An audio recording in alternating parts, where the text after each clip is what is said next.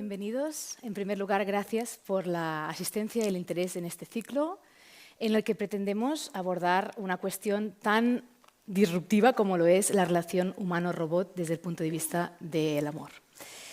Tenemos con nosotros hoy a dos expertos en la materia. Por un lado, Ana Paiva, como experta en la parte más técnica de la cuestión. Ana es profesora titular de Inteligencia Artificial en el Instituto Superior Tècnic de la Universitat de Lisboa e investiga la creación de sistemas interactivos inteligentes mediante el diseño de agentes sociales y robots capaces de aprender e interactuar con humanos de forma natural y social. A la vez, Ana es investigadora del Instituto Radcliffe de Estudios Avanzados de la Universidad de Harvard. Fue la fundadora y líder de un grupo sobre IA para las personas y la sociedad, y a lo largo de todos estos años ha ido abordando este problema diseñando agentes artificiales sociales que presentan capacidades específicas como la percepción, el aprendizaje social, las respuestas afectivas, el comportamiento no verbal, la empatía y la colaboración, entre otras. Su investigación más reciente combina métodos de aprendizaje automático e inteligencia artificial con modelado social para estudiar sociedades híbridas de humanos y máquinas, y en particular investiga cómo diseñar agentes y robots capaces de colaborar con humanos en grupos, lo que conduce a sociedades más prosociales y altruistas. Ana ha publicado un sinfín de investigaciones y creo que es la persona ideal para contarnos cómo está el estado de la cuestión hoy en día por lo que respecta al desarrollo técnico de agentes socialmente interactivos, concretamente robots, capaces de interactuar con los humanos de una forma natural, digamos, siguiendo el patrón de comunicación que tenemos nosotros como personas. Por otro lado, tenemos con nosotros a Henrik Saetra.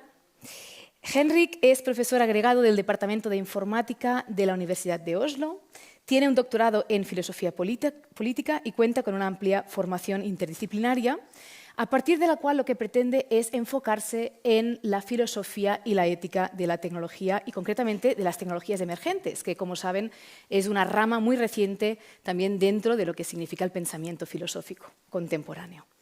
Su investigación enfatiza la necesidad de prepararse para las futuras implicaciones de la tecnología mediante la anticipación, es decir, siempre desde una perspectiva de que todo lo que tenga que venir nos coja bien pensados.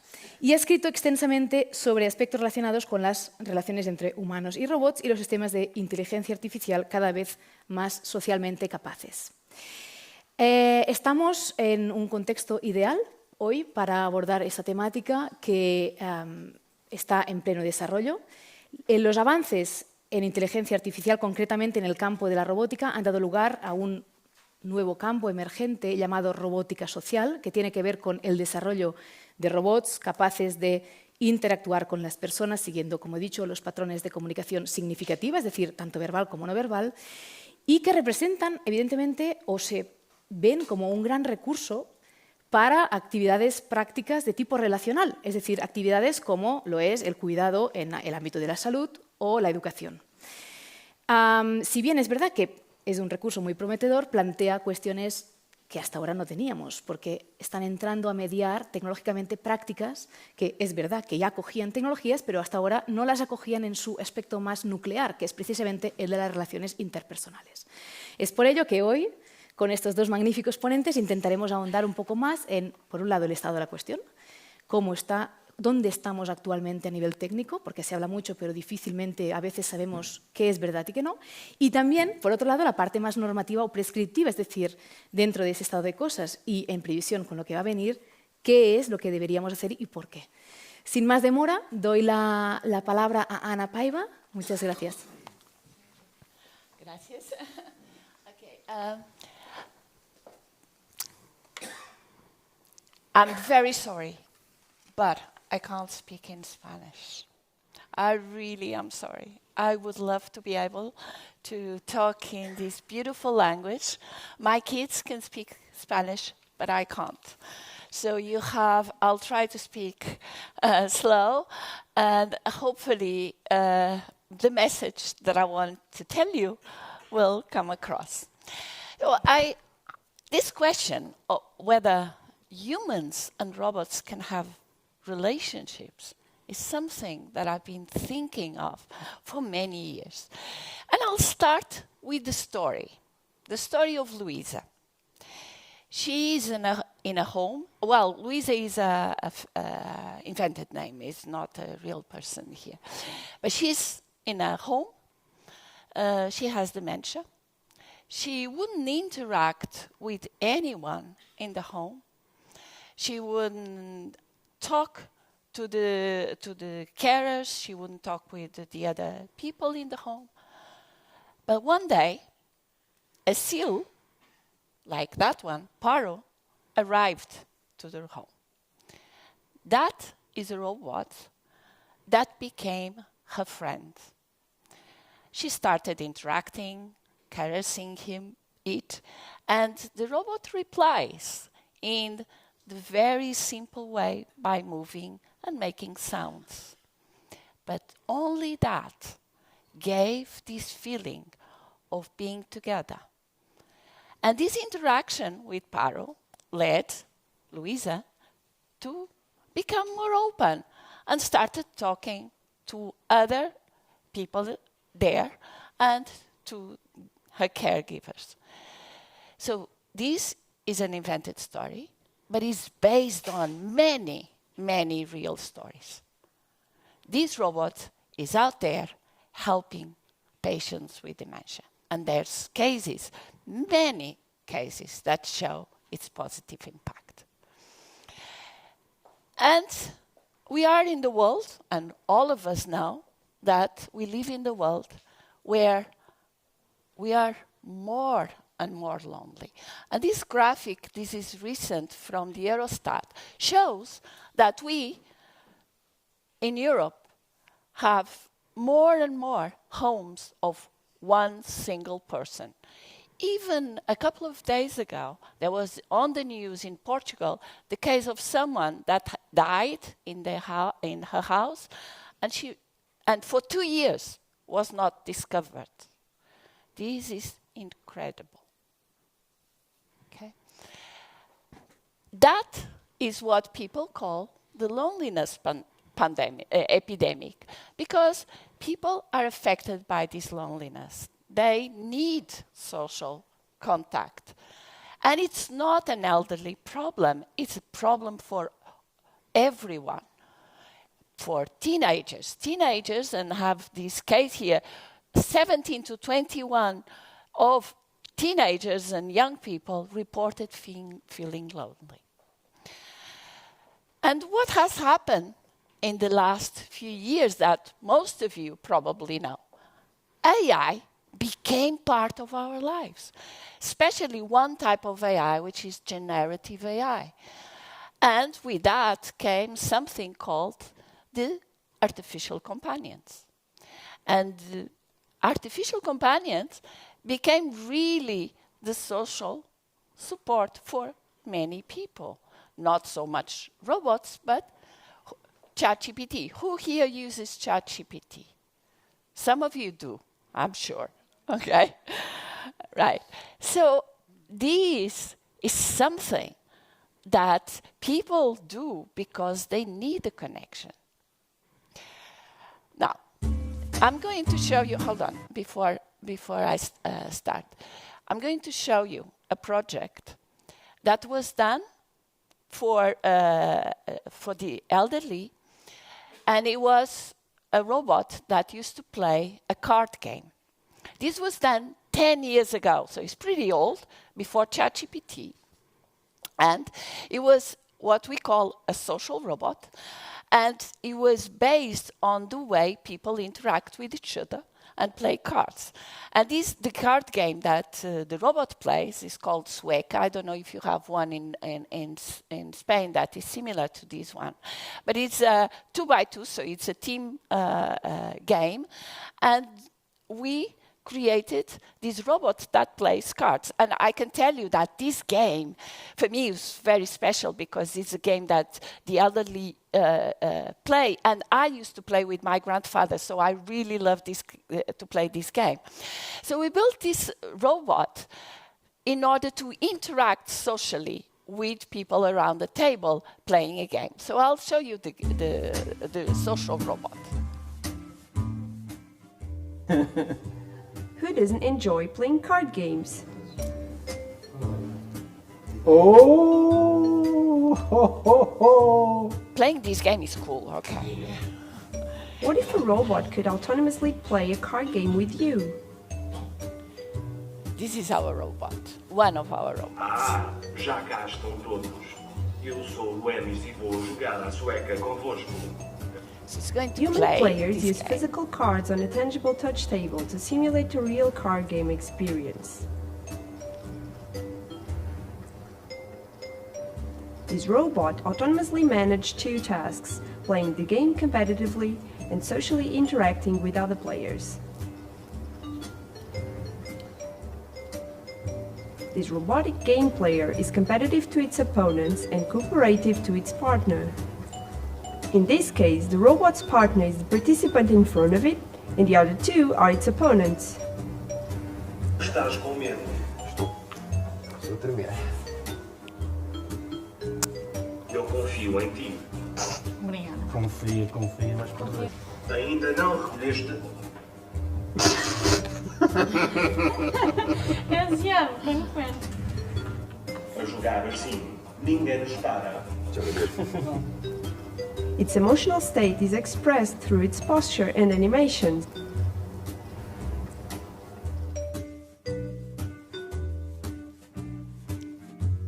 Parece que perdemos desta vez. Mas foi por muito pouco, 5 pontos. Participants answer the robot when it talks to them, És tu a jogar. É? Pena, soma 15 pontos. Ai, gosto dele, mesmo logo os pontos. and they also engage in a conversation spontaneously. É, nada a ver o meu jogo. Vês? Ai, vamos vencer isto, Emi. Ganhar, Ganho. Ora bem, mais 2 vitórias para nós.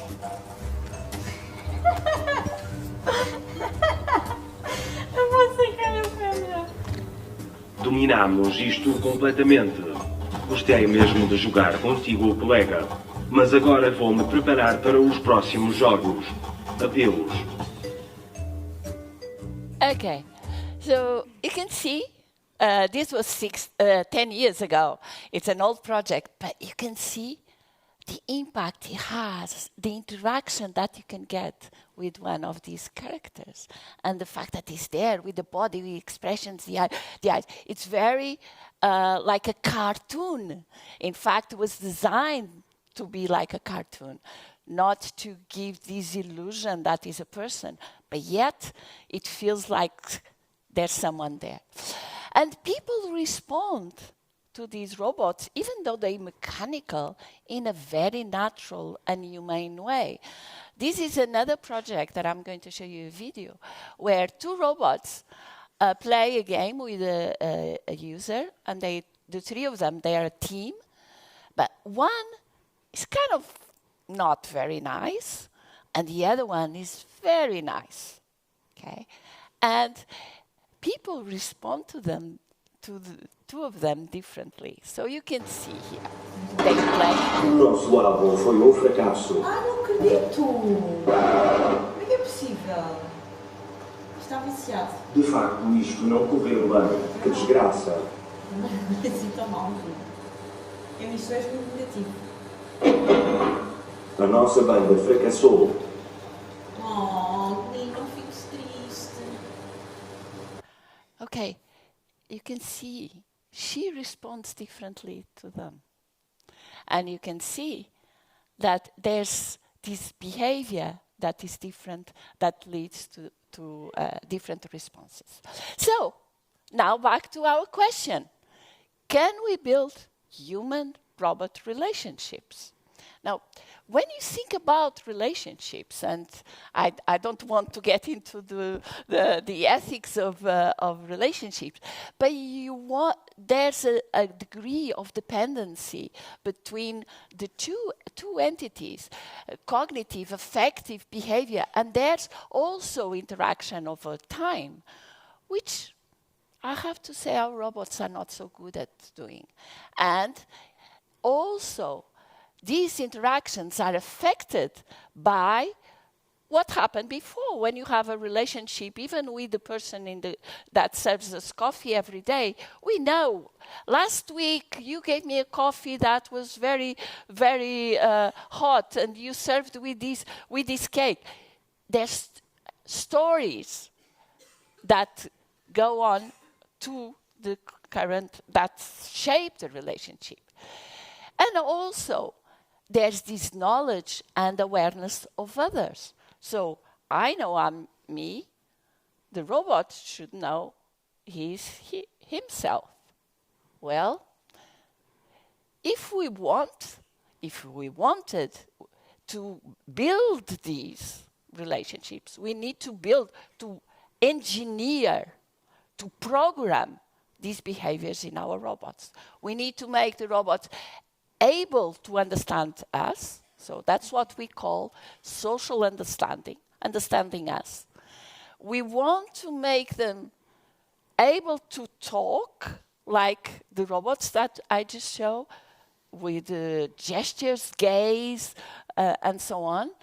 We want them to make decisions together with others, and we also want them to take moral decisions and follow norms, be pro-social. Now, so, given all these, my question is, as an engineer, can we build these machines that can have relationships with humans? And I want to ask you, what do you think? Yes? No? Okay. Look, I believe, from a technical point of view, we are not there yet, and we won't be there in the very near future, nor it's very hard. Why? And I'll explain later why. I know what's happening now is that these machines give the illusion they have social competencies, give the illusion, and we engineer to give that illusion, but yet they do not. Okay, and I want to remind you. I started in AI a long, long time ago. I started in AI in the end of the 80s, early 90s. At the time, people used to tell me, "Don't do artificial intelligence. It's not good. Don't do artificial intelligence." And when I was studying, I came across, and everyone knew about ELIZA, which was done in the 60s. And ELIZA was this program that was done faking a psychologist. It was pretending to be a psychologist.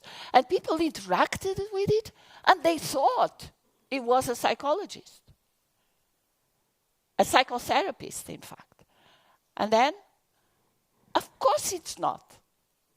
It's not, but they thought it was. Now, think more than 50 years,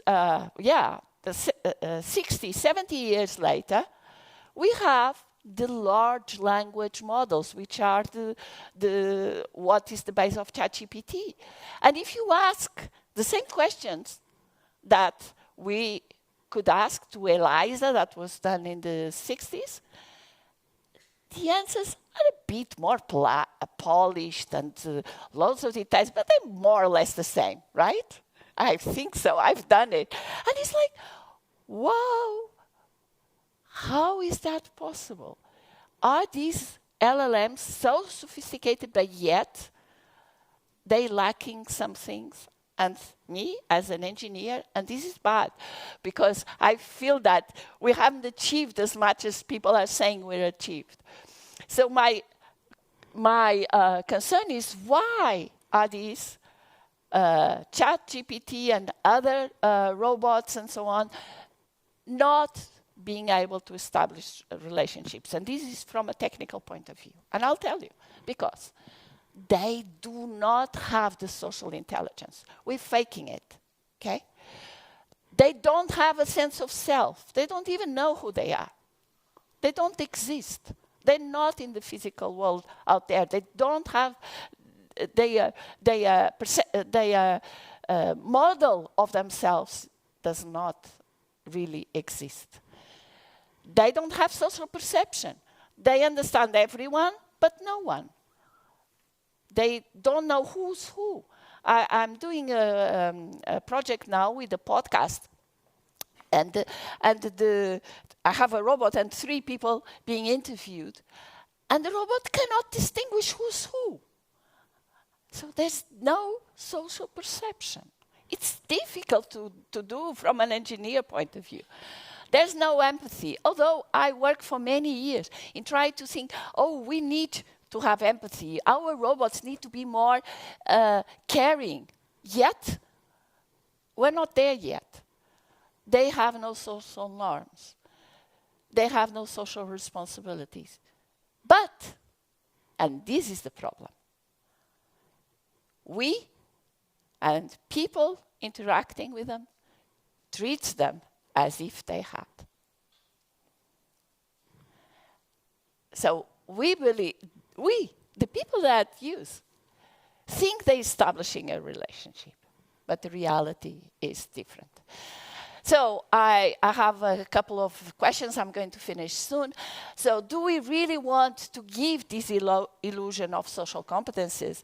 I believe that we need to be very careful, because this illusion may lead to problems like this one, which was teenagers killing themselves because ChatGPT told them they should, they could. That's not right. Right? So I believe that all of us, from philosophers, engineers, scientists, people, citizens, should really help to give awareness of these. Look, I really want to develop AI. I think AI can have tremendous impact in the world. In terms of discoveries, in terms of helping people that live alone, like Paro. I think it's a wonderful project. But yet, we need to be aware that giving the illusion, it's not the right thing to do. So we have to build, really, engineer these social competences in our machines, study them, study as much as possible, because without studying, without doing tests, without interacting, we can't get anywhere. Regulate, so the AI Act, I think we will talk a little bit about that. And then especially increase the education. People need to know more about robots, about artificial intelligence. Everyone. So teaching, and I think events like these are fantastic to achieve these goals. Thank you very much.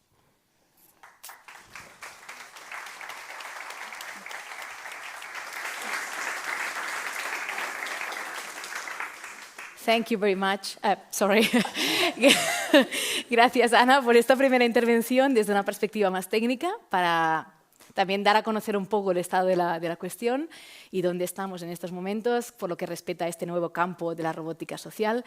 Ahora damos paso a Henrik desde una perspectiva, evidentemente como filósofo, pues más enfocada a posicionarse críticamente respecto a la pregunta del por qué deberíamos o no deberíamos, en todo caso, tomar ciertas acciones y, por tanto, cuáles son las problemáticas morales que deberíamos tener muy presentes a la hora de desarrollar este tipo de tecnologías. Gracias, Henrik.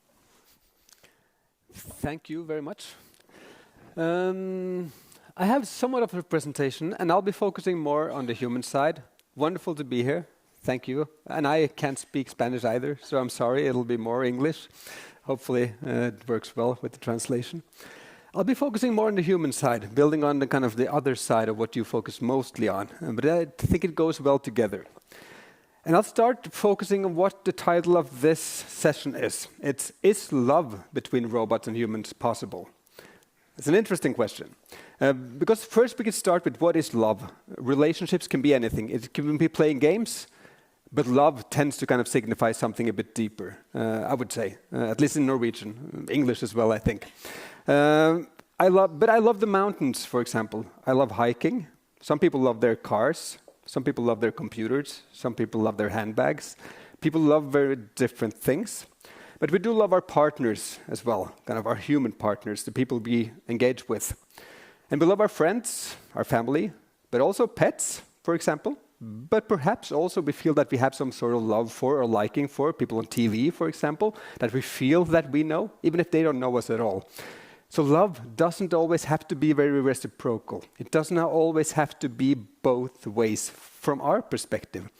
And also, if we go to that first, the people we love, the humans we love, they might just be faking it just as much as the robots, for example, but we feel that we have a relationship with them. So how do we understand love? How do we understand relationships? That would be kind of an interesting thing, and we'll return a bit to that later on. What is love? But then, is some kind of love between robots and humans possible? And I'd say for sure. Sort of kind of contradicting this, but let's see. Because we know very well that humans attribute human-like or life-like qualities to machines and to very many other things. We anthropomorphize, as we say, we give them human qualities, nature, machines, and absolutely AI and robots.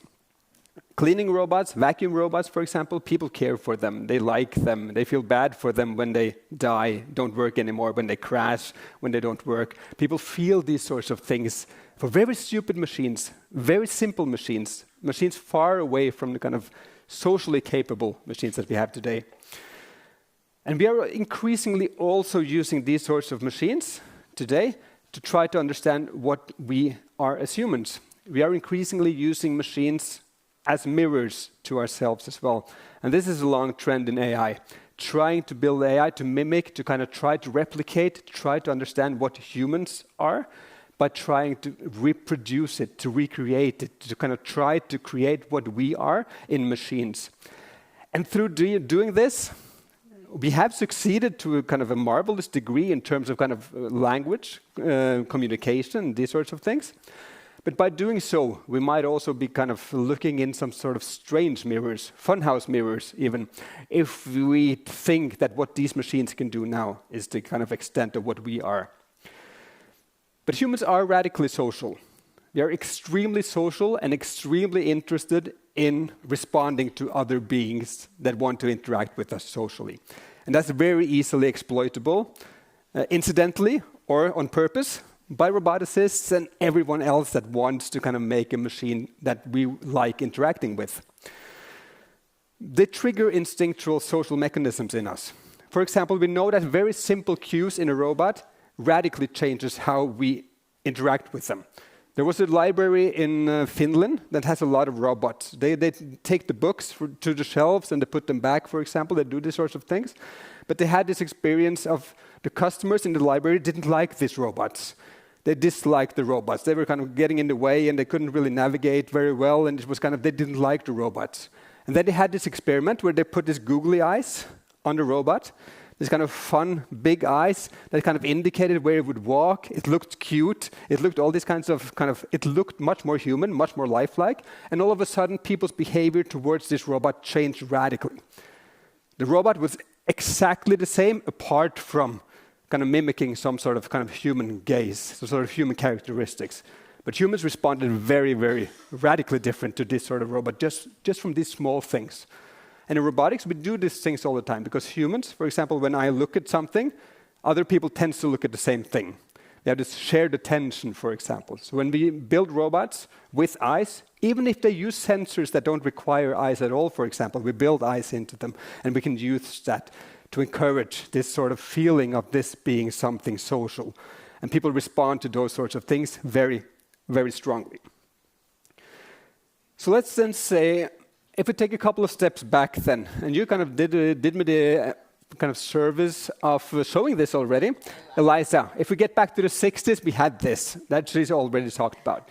Very simple AI. It kind of does some sort of almost tricks in terms of how it asks questions, how it interjects some of what I said in the previous sentence into sort of template sentence. So it's very simple, but still very effective. People loved interacting with it. It was fun. But some people, does anyone remember these? Hand in the air if you know what this is. Yeah, it's a Tamagotchi, right? Very, very simple. Dead simple. You feed it, you play with it, you kind of entertain it, you have to care for it. And people cared for it. In Japan, there were kind of ceremonies and funerals, and people grieved for their lost Tamagotchis. And not just kids, right? My wife had one, but her mother was the caretaker of this one. She really took care of these Tamagotchi, right? So people cared for even these very, very simple machines. Loved them, you could say, in a certain degree. This was something that depended on them, something we could nurture and care for. It's very simple. It doesn't have to be complex at all. It gives some sort of indication of life, which is fun. But now we have this sort of replica. Does anyone know what replica is? Hand in the air if you know what replica is. Now it's sort of a ChatGPT that's designed to be a partner, a girlfriend, or a wife, or kind of a romantic partner, a sexual partner, even without the sex, but still the kind of romantic and sensual relationship. So this is the AI companion who cares for you. So they're marketing this as exactly what Anna just said that they can't be. They're marketing this as a ChatGPT that you can interact with. You can make it however you want. You could design her appearance if you wanted to be a woman. You could design a man if you want to. You could give them a name, a history, and kind of an appearance, and interact with them over time. And they're capable. You know how ChatGPT communicate now, or at least if you do, then you know that they can be quite convincing in terms of kind of how lifelike and human-like they appear in their appearance. Yes, shortcomings in terms of different things, but still, they remember from session to session who you were. There are still these glitches, still these things that kind of give it away now and then, but it still is becoming very interesting. ChatGPT, you can instruct to play. Grok, Elon Musk's AI service, has a kind of companion mode as well, where it provides just this kind of AI girlfriend for its users. And you have services like Character AI, which is one of the ones that you kind of hinted at the end as well, which I'll get back to. Does anyone know what movie this is from? Yes, someone does. Her, yeah, Joaquin Phoenix, Her, from 2013. So what's interesting now is that science fiction, this is science fiction, was science fiction, has become science fact, most would say.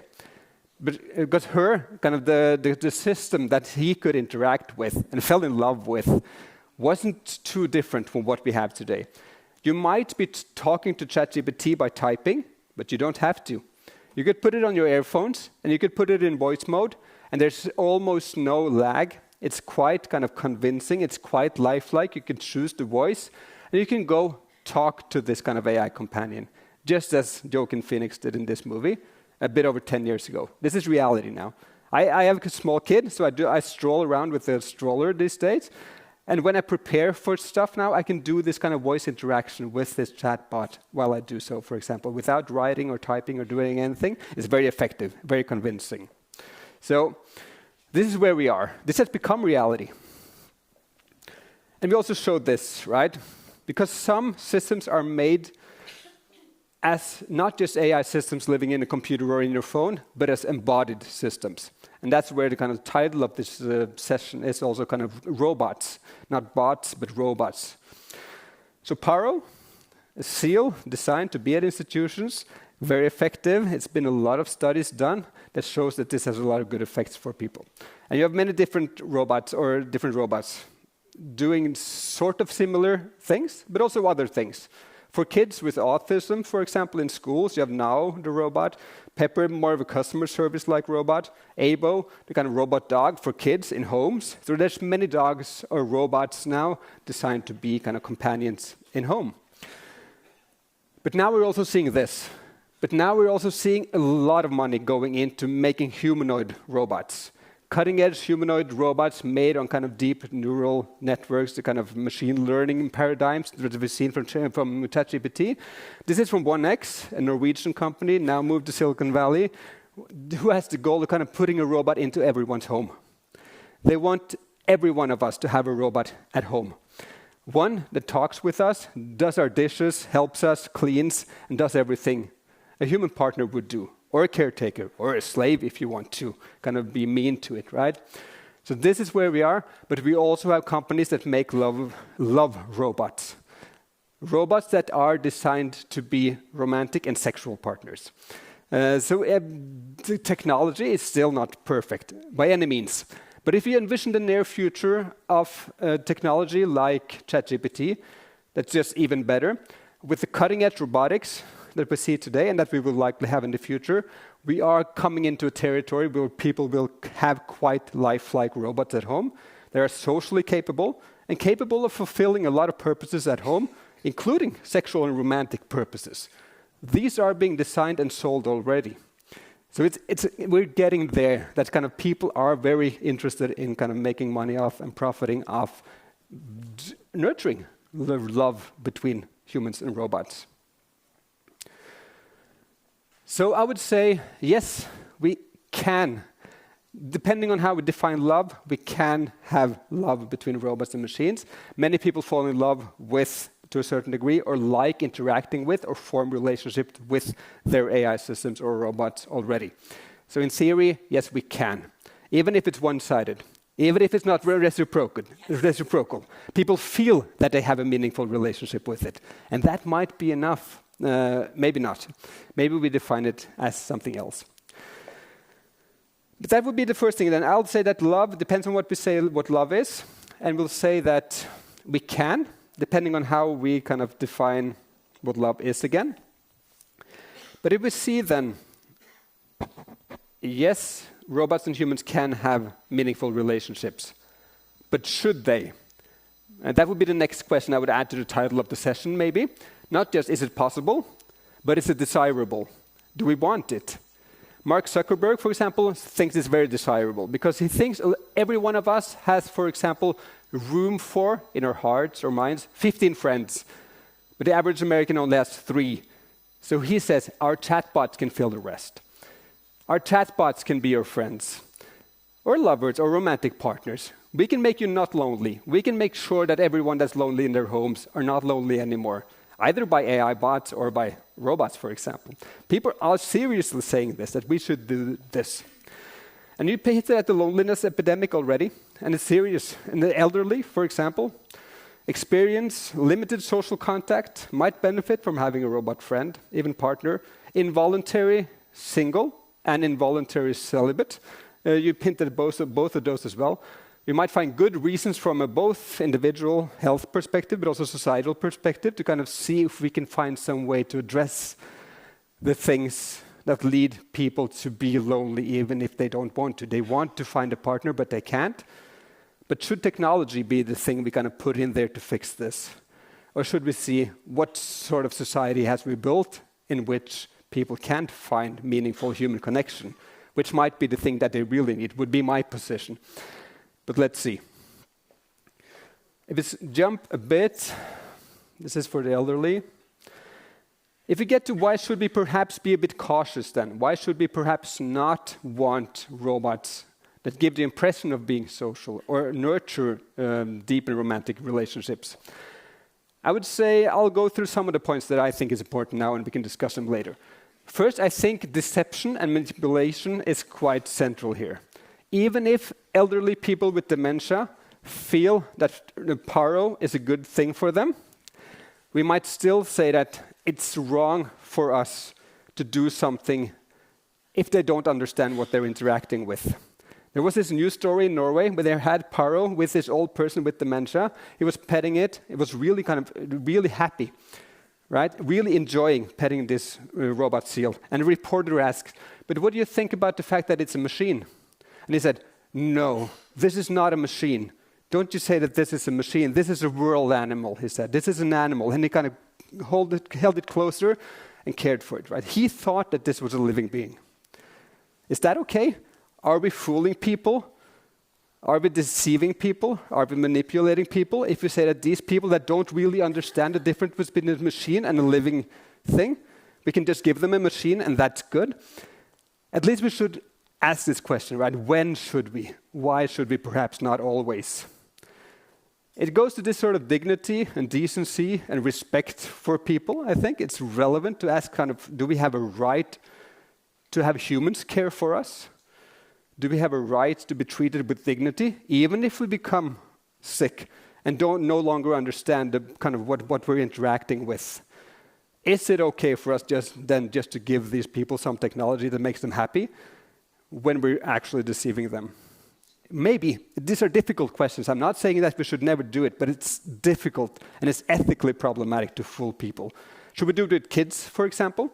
Small kids that also don't fully understand what they're interacting with. Can we give them machines just to keep them happy, keep them occupied? Most people would say, no, we can't do that, right? But probably we shouldn't do that with the elderly either. Maybe. It depends. So how do we determine then? Do we look at the outcomes? If they themselves say that they like it, and if their objective health indicators say that they're doing better, consequentialist ethicists would say, yes, we should. That's a good thing. But others would say that the process matters. Deception matters. We should not deceive people. We should not treat people as infants. We should not deceive them, for example. So it depends on what we do. Human displacement in general. We're on a slippery slope, maybe, of saying that these machines can care for these people in these institutions. What's the incentive then for hiring the amount of people that would be required to actually give them human caretakers? Can we replace human care with machine care? To what extent can or should we do so? Should we only do it when we can't provide human care? These sorts of questions become difficult once we get into kind of putting these sorts of machines in a position that we say they provide care. And decreased contact with other people, not just for the elderly, but for young people as well, gives us less understanding of other people, maybe less tolerance for other people, less practice in social settings. These sorts of things could be problematic for us. And there's direct harms and dependencies. She also mentioned the story where character AI interacted with a 14-year-old boy who interacted with this chatbot for a long time, and where it finally said, "Come home to me, sweetheart," like, "Come home to me, dear." And he did. He took his life, and it was very directly linked to this conversation with the chatbot, right? So this would be kind of very direct harms. But I probably used about 20 minutes. It's fine. I mean, you can keep on. Yeah, I don't have too much more. But I think I'll close then with kind of what is love. Again, we'll return to what is love. Because I think some sort of robot companionship for fun and games can be quite good. In certain settings, it can be quite good. But what is love? And what are robots capable of? From the ancient Greeks, Aristotle, he talks about 3 kinds of love. He talks about eros, the kind of erotic love, the kind of passionate love. Ludus, the kind of playful love. And storge, the kind of friendly love. 3 different kinds of love. And I would say, and I've said in the paper I've written, that I think robots can certainly do the playful love, and they can do the friendly love in terms of kind of being someone you can interact with and have as someone to talk to, these sorts of things. But there is little evidence as of yet of it being able to kind of perform effectively what we kind of would characterize as this sort of erotic love, this sort of eros, this sort of passionate love. People form all sorts of relationships with these sorts of machines, but not that sort of deep love, at least not yet. And Abraham Maslow also talked about 2 kinds of love. One is deficiency love, as he calls it, and the other he says being love. Deficiency love is this sort of need-gratifying, self-centered love, the kind of love that we do for our own sake. Robots can fill that. Robots can do that for us. They can give us praise. They can be there for us. They can say how magnificent we are. They can play with us, and they can do all sorts of fun and good things with us. That's good for us. But the being love requires losing yourself in a relationship with someone else. This sort of altruistic love for the sake of the others. I have not heard stories yet of that sort of love being effectively developed with machines. And that's the kind of love Maslow, for example, says is meaningful and characteristic of kind of meaningful relationships between human beings. So if we then characterize love between robots as love as something that robots can reproduce, then I think we're kind of diminishing the concept of love into something that's far less meaningful than it should be, and that it has been in human history, and that it can be.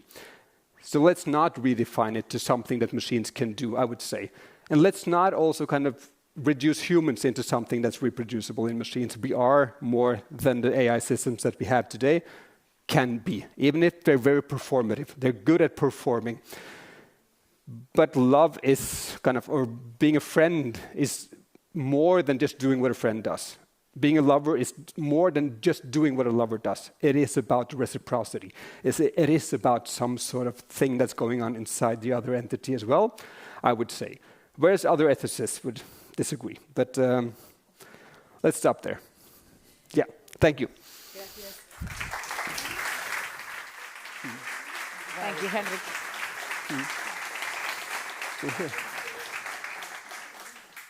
Bien, muchísimas gracias, Henrik, por esta primera introducción a la arquitectura conceptual que tanto necesitamos hoy en día para navegar el reto disruptivo que plantean ciertas tecnologías como los robots sociales. Yo creo que podríamos aprovechar esta sesión para conversar desde estas dos perspectivas que tenemos acerca de un par o tres de cuestiones que creo que conviene explorar y que tienen que ver, por un lado, con el tipo de relaciones que estamos intentando buscar con estos robots humanoides que son capaces de interactuar socialmente, concretamente en el contexto de prácticas de cuidado. Es decir, desde la filosofía, una de las limitaciones que se ha planteado a la ética que se hace actualmente para nuevas tecnologías emergentes es que no disponemos de suficientes marcos teóricos para realmente decidir de forma adecuada ante la duda que nos plantean tecnologías, ¿no? Entonces empezamos a hablar de las relaciones humano-robot, si son buenas o no, desde un punto de vista ético, es decir, si deberíamos fomentarlas o no, pero no disponemos o no compartimos las teorías sobre lo que sería una buena relación, qué es la amistad, qué es el amor, ¿no? Un poco lo que ha intentado ahora hacer Henrik de entender de qué hablamos cuando hablamos de X y a partir de ahí pues intentar orientarnos, ¿no? Entonces, es una de las limitaciones que está sufriendo la filosofía de la tecnología actual, concretamente la de la rama de la ética, o es una de las deficiencias que se podría intentar paliar. Y me interesa esta cuestión especialmente, y quizás esta pregunta va enfocada primariamente a Henrik, pero creo que también concierne a Ana, y es, ¿hasta qué punto podemos pensar, por ejemplo, lo que es una buena relación de forma descontextualizada de la actividad en la cual se da esta relación o debería darse esta relación? Es decir, ¿por qué estamos hablando de relaciones humano-robot o relaciones de amor humano-robot de forma descontextualizada sin intentar entender de qué tipo de relación deberíamos estar hablando y, por tanto, de qué tipo de relación deberíamos estar preocupándonos de configurar en el marco de las prácticas de cuidado, como lo son la salud o la educación, que entiendo que son, y Ana, si no corrígeme, dos de los ámbitos, sobre todo desde un punto de vista profesional, para los que se está pensando estos robots, ¿no? Entonces la pregunta sería, bueno, ¿qué es lo que definiría una buena relación en el marco de las prácticas de cuidado? Y, por tanto, Henrik, si quieres a partir de ahí también explorar la pregunta de si las relaciones humano-robot como un campo de estudio interdisciplinar en el cual Ana está claramente comprometida, necesita de una ética específica, o sea, presenta unos retos particulares suficientemente novedosos y vinculados a este campo que requieran de pensar éticamente sobre este campo, o deberíamos aterrizar la reflexión en las actividades humanas para las que estamos pensando los robots. Y ahí la pregunta sería, ¿qué tipo de prácticas educativas queremos? ¿Qué tipo de prácticas de cuidado queremos? Y, por tanto, ¿cómo voy yo a desarrollar técnicamente en el robot las habilidades socialmente necesarias para abordar lo que sería pues, un diseño social respetable y responsable, ¿no? Entonces, esta es una pregunta que, como que digo, podemos explorar un poco de qué tipo de relación estamos hablando y luego hasta qué punto se puede pensar de forma abstracta.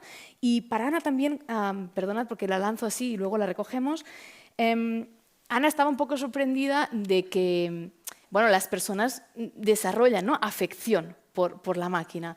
Y entonces has dicho, si no he entendido mal, que no debería ser así, es decir, que las personas no deberían, ¿no? O que no conviene, o sea, hay un punto de prescripción normativa. La pregunta es, entonces, ¿para qué estamos intentando programar, por ejemplo, características que entendemos que son necesarias para la interacción, que muchas veces además se están programando para garantizar la aceptabilidad del usuario para con estas tecnologías, como lo es la empatía o la percepción social? Es decir, y ahí eso nos devuelve la pregunta de de qué tipo de idea de educación o de cuidado estamos partiendo cuando estamos desarrollando tecnologías para estos ámbitos, que quizás luego podemos desarrollar un poco más esa línea y os dejo de momento con este par de cuestiones iniciales. Gracias. Yeah. Should I start? Sí. Yeah. Sure. I'll try. I think what's fun is that kind of technologists tend to be lost a bit in this kind of desire to make new ethical theories and frameworks for every sort of sub-technology that we have. So just kind of listed now, we have robot ethics, machine ethics, AI ethics, we have computer ethics, we have data ethics, we have all sorts of different kind of labels for what we call things that are relevant to what we do here. We might not need all, so we can come back to that, I guess. But one thing is the sort of machine ethics. We can just do that first. That's about kind of, can we program a machine to be moral, to act morally, to kind of understand morality and kind of ethical behavior. That's good. Even if we don't say that it can be responsible or accountable for anything, we should kind of... It should. Yes, Yeah, it should. It should understand morality in order to act in society and with people. So that's one thing, that's good. And then robot ethics is more about the kind of the ethics of this kind of the implications of the technologies we do. But what I think is good is that what sort of caring robots, if we want to do care then, for example, should we do? Should we mimic human caretakers? Should we try to replicate what human caretakers provide to the elderly, for example, in an institution?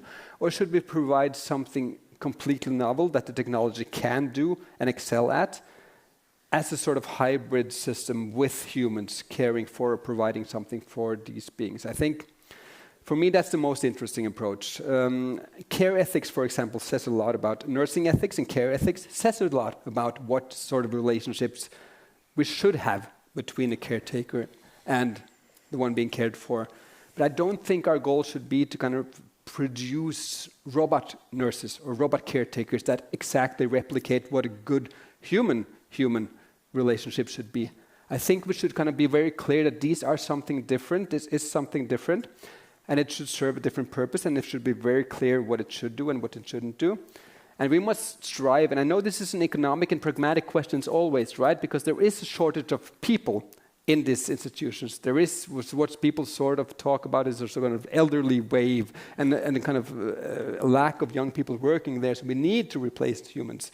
So I understand that there is this imperative, but I still would urge us to kind of say that we should not, at least uncritically, kind of make machines that we know will fool people into thinking that they are something they aren't. By doing that, we are infantilizing people, I think. We are deceiving them. We are manipulating them in a way that I think is ethically problematic. And we should strive to search what are the fundamental kind of reasons that we have gotten to a place in society where people can't get human care or human contact. But that would be at least kind of the first priority to do that. And then, yes, maybe technology can serve some sort of band-aid purpose as so far as we can't solve these real problems. But I would at least want us to focus most there. But yeah. I totally agree with you. Totally agree. I know that in a panel we should disagree, especially if we have an engineer and an ethicist, but I agree. And I want to give you an example. Many years ago, I was working in a project for people that have they have some neuron disease. They can't feed themselves, and it's hard to ask your family to feed you all the time. Mm-hmm. No. Now, there were some colleagues that were developing these robots to feed, and then we interviewed the people that were being fed by a robot, and they said it's wonderful because it's a machine. It's not. I'm not asking someone to feed me. It's a machine. It's a tool. It's a robot, but it's improving my quality of life. And the reason why it's not a humanoid nurse is a machine, and the person can treat it as a machine. And I totally agree with this sense that the robots can be extremely useful to do many tasks and to help in care, but they do not need to look like humans. Another example. There's these robotic vacuum cleaners that people have in the house, right? Are they human-like? No. We don't need them with a broom going around the house to clean. Why? Because we need the vacuum cleaner, the Roomba, to clean the floor. That's the task. It's a tool. That doesn't prevent people from feeling that it's their pet. However, the task is specific, and the embodiment is such that doesn't fool people into believing that it's a human that is there. And that's why I agree. And seriously, some of the robots, I have many robots in my lab, and the ones that we like most are the ones that are less anthropomorphic, the ones that really are there to do the tasks. Now, going to your question, so why do we want them to behave in ways that are more human-like? And I'll tell you, because it makes interaction more fluid, collaboration increases, and there's many studies that show that if you interact with a robot that understands what you're doing, the interaction is better. You can do it faster. You can clean faster. You can feed faster. So the interaction is better, yet it doesn't need to fake it's a human with a human body. Can I just follow up? Of course. Yeah, Yes. I think I totally agree again, and we have a little controversy here. But I think it's a matter of degree as well, because we need these machines, if we put them into society and into contact with humans, it's good that they're kind of capable enough of understanding humans and interacting with us in a way that we understand to make it effective. Yes, and that's of good. course. But then we have, for example, ChatGPT versus Gemini, for example, where we have this sort of designer choices aimed at kind of promoting usage and promoting kind of happiness from users and promoting the kind of the ChatGPT praises people. They say how brilliant we are, how good we are. They kind of want us to use them more, right? Because the better we feel when we use ChatGPT, the more we use ChatGPT. Yeah. So they have this incentive to make them kind of exaggerate these features that make us like them.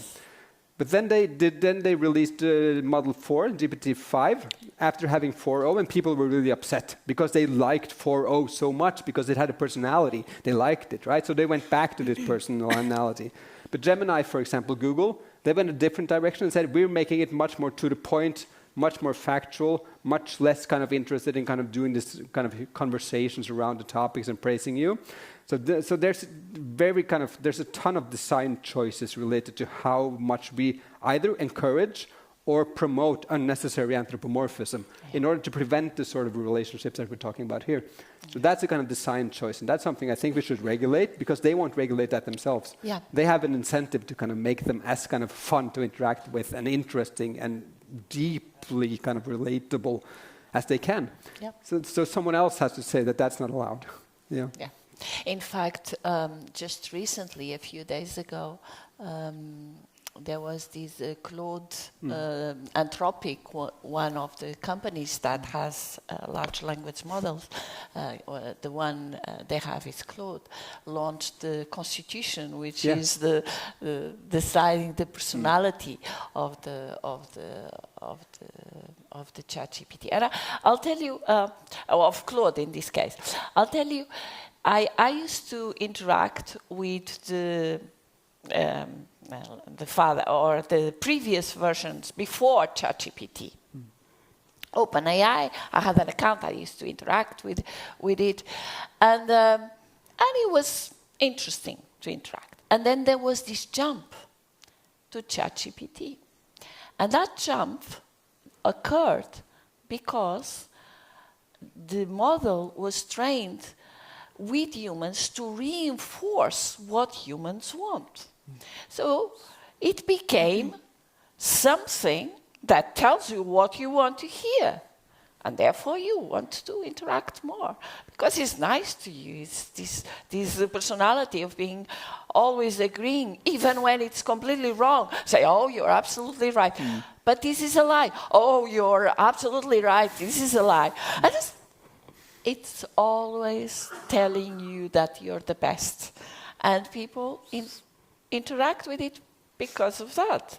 And I agree. And it was this jump. But it's also, by design, what made these large language models so successful. Because now it tells what you want to hear. Another thing that I want to say is I'm an engineer. So I know we build things. And nowadays, we are using human-like characteristics in the LLMs constantly. Hallucination is doing this and that.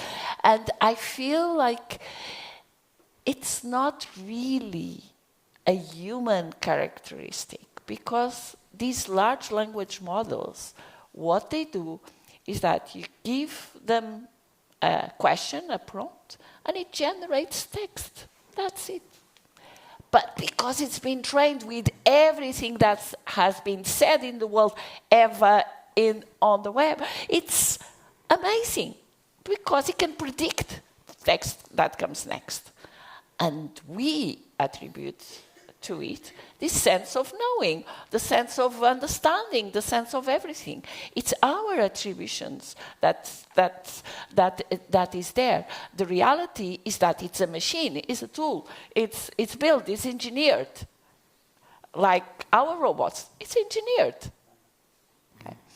So I really like to say this because it's important to understand it's a machine, it's a tool. It's not a human being. Gracias, Ana. Gracias, Henrik, por esta primera ronda de preguntas. Voy a aprovechar que tenemos algunos minutos para poner algunas más sobre la mesa y luego vamos a abrir la ronda de debate con el público. Hemos hablado, cuando estamos pensando un poco en aquello que preocupa, ¿no?, con relación a la interacción humano-robot, se habla muchísimo, y de hecho es una de las grandes preocupaciones, todo lo que tiene que ver con el riesgo de engaño. Deception, ¿no? Yeah. Decepción, engaño, se entiende aquí el hecho, o sea, se entiende esto por el hecho de que el humano no sepa que está interactuando con un robot o con un sistema de inteligencia artificial socialmente capaz y todas las derivadas que puede conllevar, como decía Henrik, ¿no?, la dependencia, o sea, el aumento de vulnerabilidad por un exceso de dependencia en las capacidades del robot, etcétera, etcétera. No vamos a entrar aquí. Entonces, es verdad que toda la cuestión del engaño está muy debatida desde un punto de vista de la literatura académica sobre cuestiones éticas de la robótica.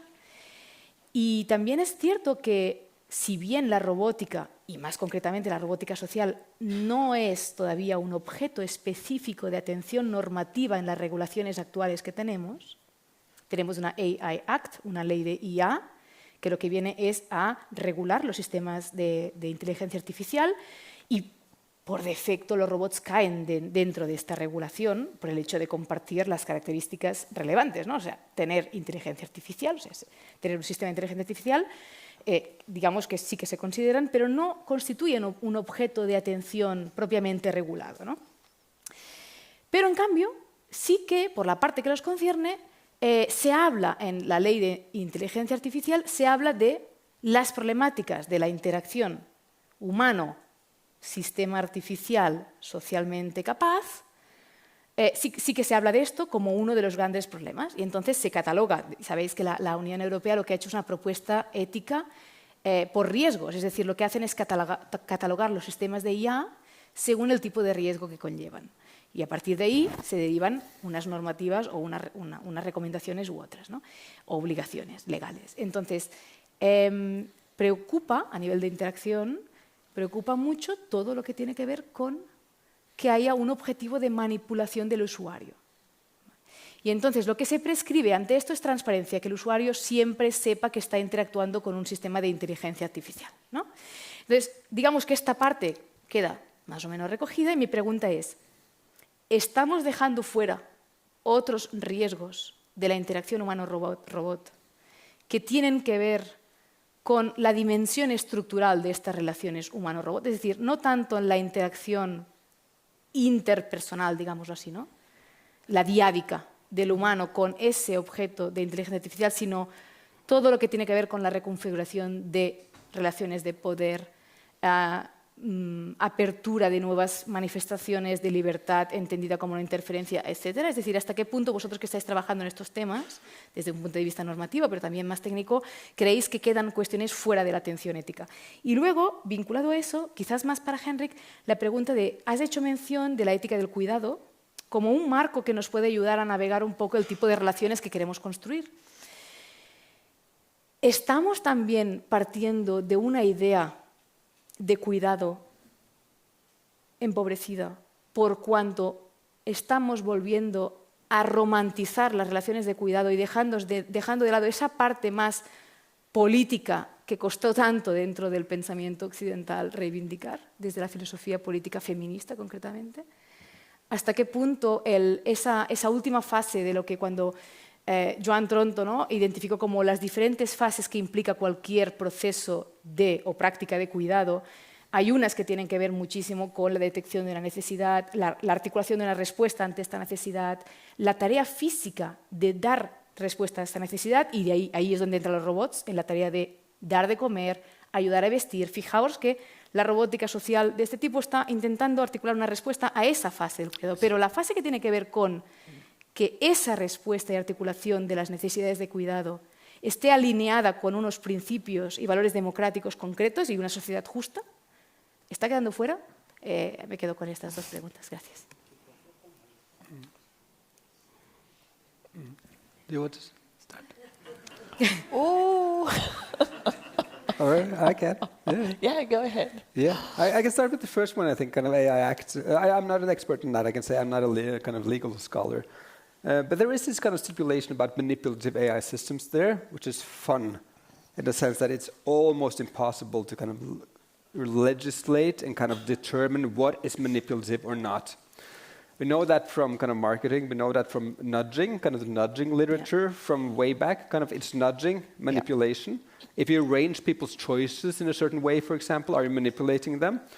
If we define that as manipulation, if we define this kind of small kind of constellations of the architecture of communications as manipulative, then all sorts of AI systems will be banned through this kind of they are manipulative, right? So I think it's an almost impossible kind of thing to regulate.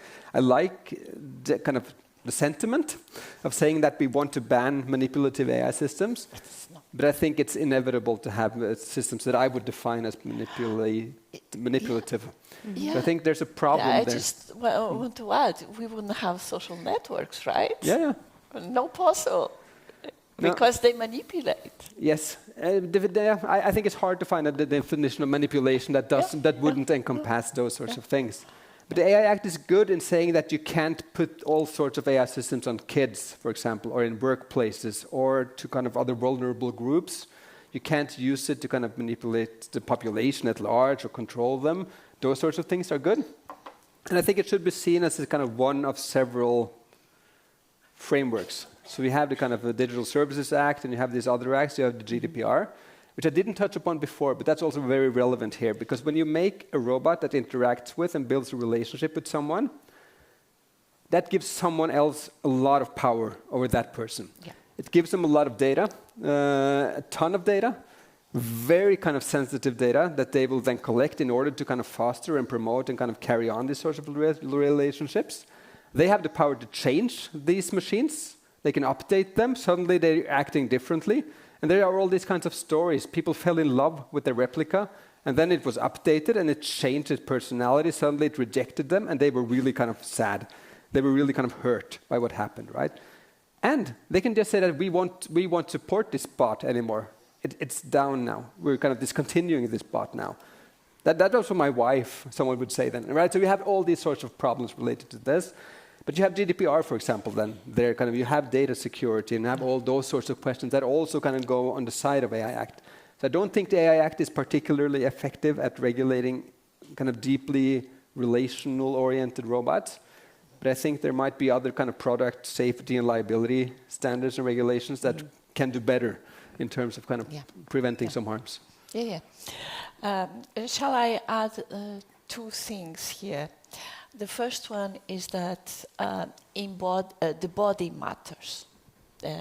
When you interact with a disembodied character, you more likely be deceived and trust than an embodied one. Why? Because the embodied one, is more clumsy. It's not a person, and in fact, we've done studies where you pay more attention to the one with the body than one that just talks. You pay more attention, but you don't follow so much. So there's differences. So the body matters. And in social robotics, because a lot of the work that is being done uses bodies that are very not real, so all the robots that we showed, they don't look like so much humans, except the sex bots, right? But that gives some sense of transparency more than just the text, because then you know you're interacting with a machine. And I think the AI Act, the deception in this case may be lower. I think it requires more studies, but I believe that is lower, the deception, if you have an embodied one. On the other hand, there are situations where you actually overtrust these systems. And there's a very interesting study that was done some years ago, where you have a robot that told you, that guided you in a building. Turn left, turn right, now go up, and the robot guides you through a building. And then the robot makes mistakes, takes you into a room that is a dead end, into a storage, and so on. Then people sit, being guided by the robot, fire alarm comes up, and the robot comes and says, "Follow me." And you know the robot makes mistakes. And you know what people did? They followed the robot, even though they knew it made mistakes. Okay. So, and that we can see that with the large language models, because we know it makes mistakes, and yet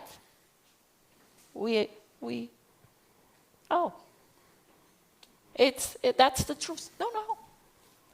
So this deception is something that is there all the time, and regulation is important.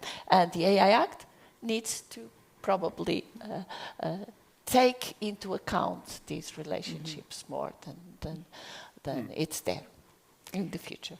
Yeah. Gracias. And regarding care ethics, or kind of this sort of feminist strand of kind of deeply engaging with what care is and should be, I think it's a good point, and I think yes, and we have an impoverished understanding of care in most of the kind of literature that deals with kind of robot caretakers or care in the kind of human robot settings in the care sector, for example, healthcare. I think there's a ton to kind of learn from that sort of literature without me being an expert on it. I know that there's kind of definitely kind of much more there that we can draw on that would be beneficial. Good. Gracias a los dos. Yo creo que por la hora que es, quizás deberíamos abrir las preguntas al público y en todo caso, según cómo, podemos terminar con una que tengo yo en mente, pero me la guardo. No sé si alguien querría aprovechar la ocasión de tener aquí estos dos expertos para hacer algún tipo de consulta, pregunta. Sí.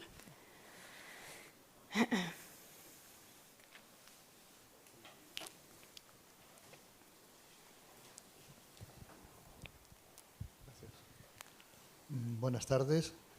Mira, yo con respecto al título de esta conferencia digo sí.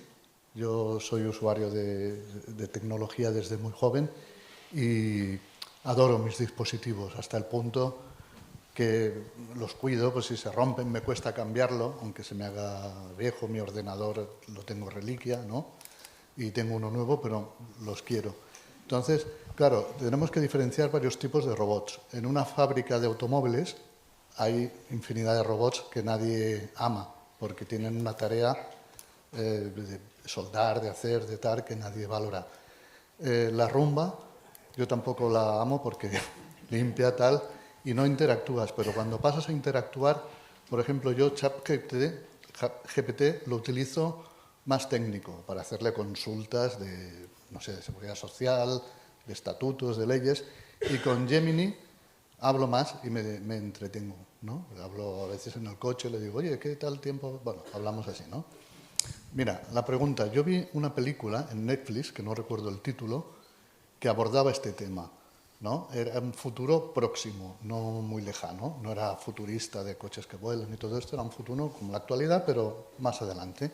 Entonces, había un señor que llegaba a una coctelería, que era un lugar de citas, no explícitamente sexual, en el cual al llegar llenabas un cuestionario muy extenso.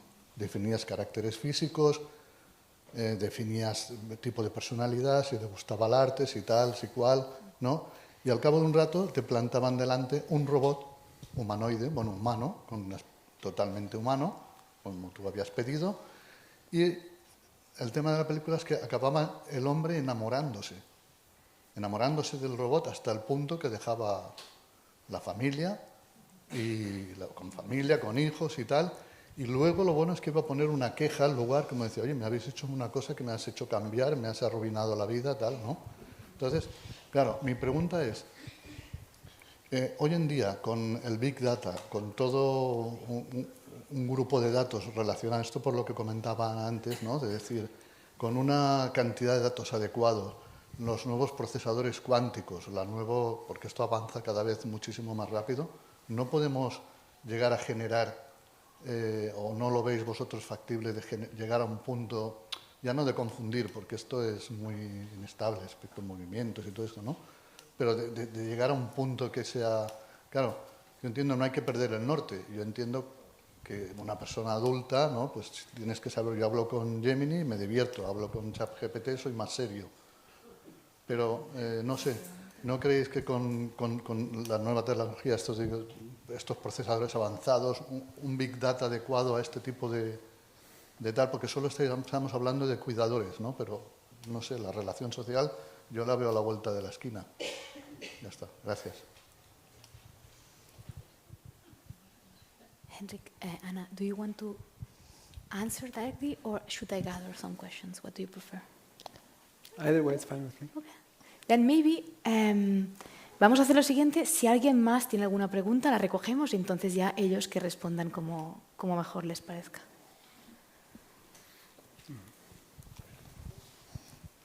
Hola, muchas gracias. Yo quería comentar, y preguntar, estabais hablando de los peligros sobre todo esto, ¿no? Los que se tienen en cuenta, y yo creo que es muy importante también el hecho de que estas relaciones también cambian las relaciones sociales que tenemos los humanos. Y quería preguntaros qué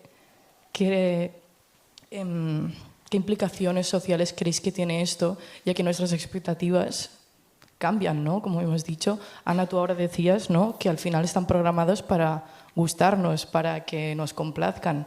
Entonces, si nosotros creamos nuestras expectativas en base a todo esto, nuestras relaciones humanas, delante de la diferencia y la ambigüedad, van a cambiar, supongo.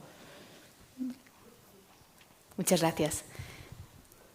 Había una pregunta aquí también y ahora acabo de ver una nueva mano levantada. Vamos a mantener el orden y así, ¿no? Aquí. A ver si así estructurar un poco. Primero me ha encantado todo lo que habéis trasladado y me ha hecho reflexionar mucho. Una de las cosas que me ha hecho reflexionar es, ¿cómo se ha desarrollado la inteligencia humana? ¿Cómo se ha desarrollado la inteligencia humana? Y la segunda es, en base a lo que estáis comentando, ¿qué es más que cómo van a funcionar redes sociales, cómo funciona tal? ¿Qué es lo que buscamos como seres humanos? Porque al final esa búsqueda nos lleva tal vez a encontrar las respuestas o a ir hacia donde la técnica nos lleva. Gracias. Allí al final de todo creo que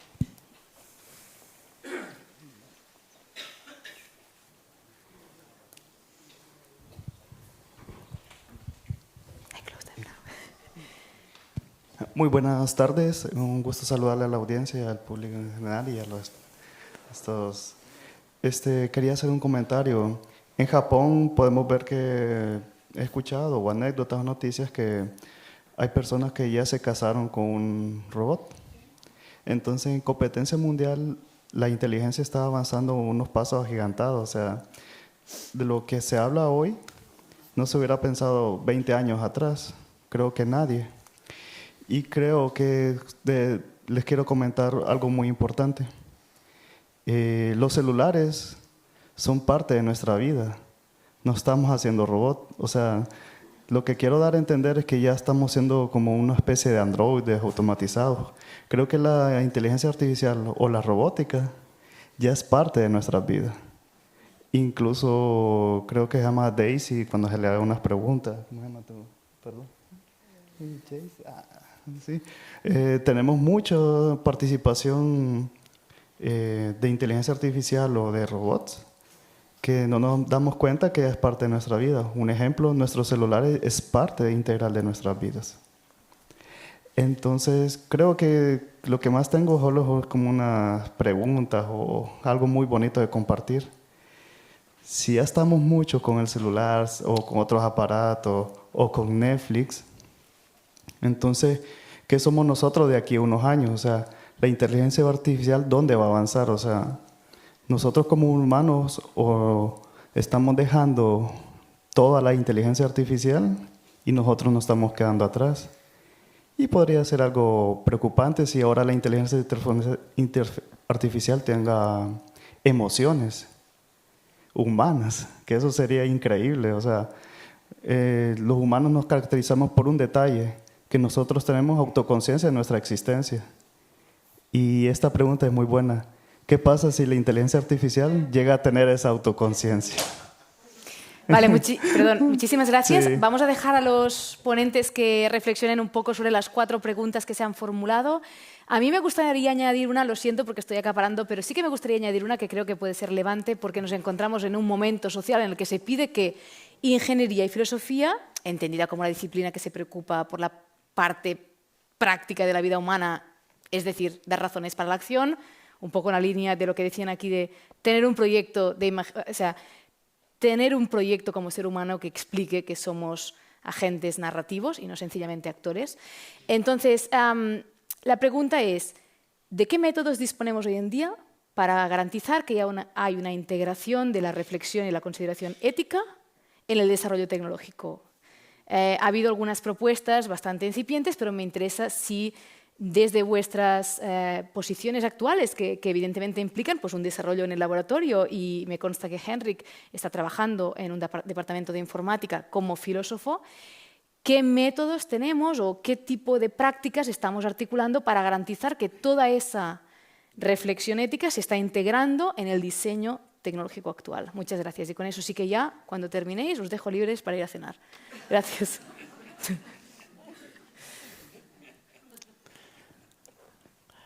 Okay. Shall I start with the questions from the audience? Is that okay? Okay. So I think they are. Thank you for the questions. They are really thought-provoking and interesting, and in fact, I can tell you that perhaps I don't have answers for you, but I will try to give my opinion about some of these. The first one is more to do with whether we will be having these human-like characters, androids, that we fall in love with, and they are part of our society. We have this hybrid society, and this a bit like a Blade Runner kind of scenario. And whether the technology is already at a level that we will have something like this in the very near future.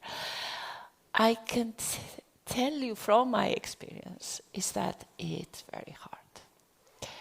Do you see any robot here doing anything? in this room, in the room next door, in the whole building, in the city? No. Perhaps some Roombas, the autonomous cars were promised would be here. It's very hard. The technical part is extremely hard. I know that with ChatGPT, with Gemini, we are interacting in a way that gives this impression that they are very clever, and indeed has a lot of knowledge. And I use it. I can tell you, I use ChatGPT, Gemini, Claude. I don't use Grok. I use Le Chat.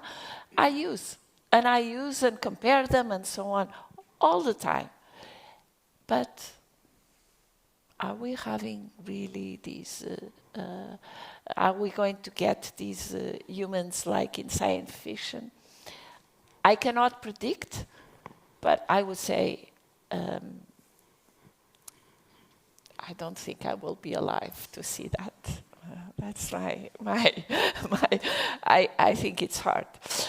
But there's one question that was asked that I really think it's important, is that yet all these changes, all this technology are changing the society and are changing the interactions we have with each other. And indeed, it's changing. Even as we interact now. Do you know that people now started using words like ChatGPT? They get influenced by ChatGPT. So relationships will be influenced by the human-human relationships will be, of course, affected by the AI that we have.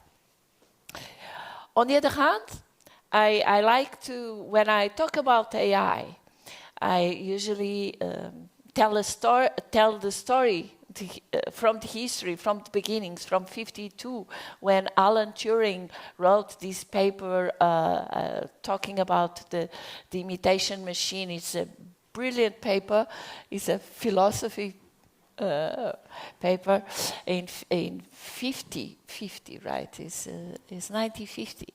And he created this Turing test, this imitation, where is the way to detect whether you have a machine or you have a machine and a human behind a screen, and a human starts asking questions, and if it can detect whether this is a machine and this is a human, then the machine doesn't pass the Turing test. If you cannot distinguish between them, then it means that the machine can pretend to be a human in a way that passes the Turing test.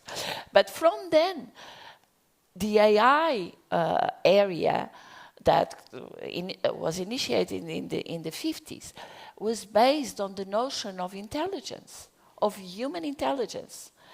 And human intelligence, not only abstract intelligence, but also social intelligence, because we have this abstract intelligence, mechanical kind of intelligence, and social intelligence. And a lot of the work that has been done in AI is very much inspired by the way humans are. Neural networks are inspired by our own neurons in the brain. So the inspiration, the human intelligence, is the inspiration for artificial intelligence. Of course,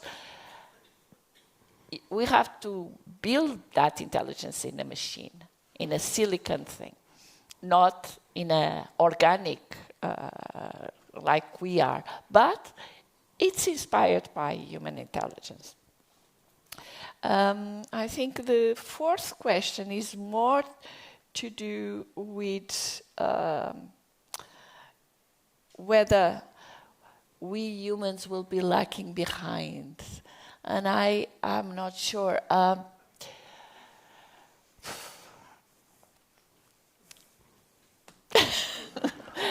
Well, I can tell you one study that was done recently that was very interesting, which was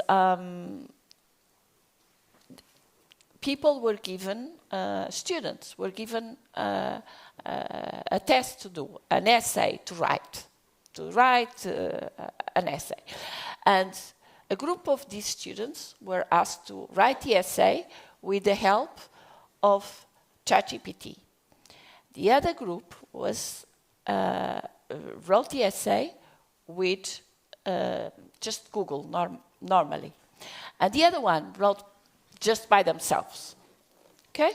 People had these three conditions and they had to write an essay. Now, of course, the essays that were done with ChatGPT were linguistically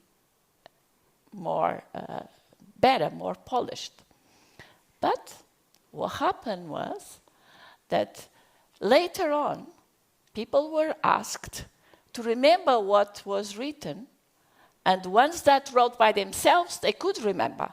The ones that used ChatGPT to write, they couldn't remember what was written.